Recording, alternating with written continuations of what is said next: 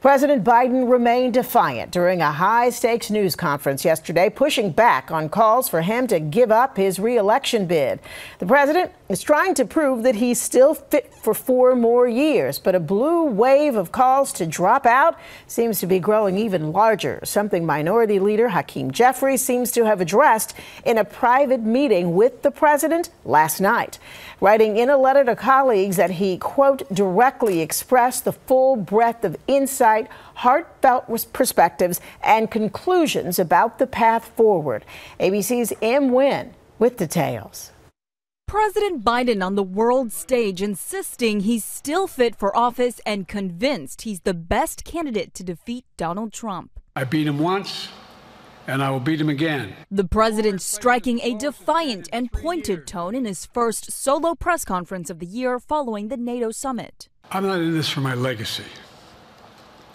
I'm in this to complete the job I started. Biden taking questions, unscripted, trying to demonstrate he has the mental fitness and stamina for 4 more years. But within minutes, Biden mixing up the names of his vice president and his GOP rival. I wouldn't have picked Vice President Trump to be vice president, but I think she was not qualified to be president. Trump seizing on that moment, writing, "Great job, Joe," but Biden firing back, "Yes, I know the difference. One's a prosecutor and the other's a felon."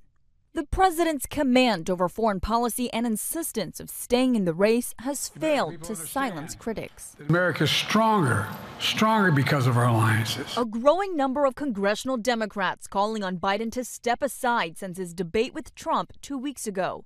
2 calling on the president to make room at the top of the ticket just minutes after that news conference. And as we're told, Biden's campaign is quietly testing head-to-head matchups of Vice President Harris against Trump.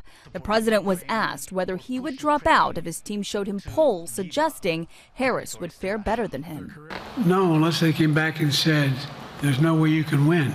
No one's saying that. No poll says that. Our latest ABC News poll shows President Biden still in a dead heat with Trump, 46% to 47%. The president out campaigning today in Michigan and preparing this weekend for another big national interview on Monday. In Washington, Em Nguyen, Channel 7, Eyewitness News.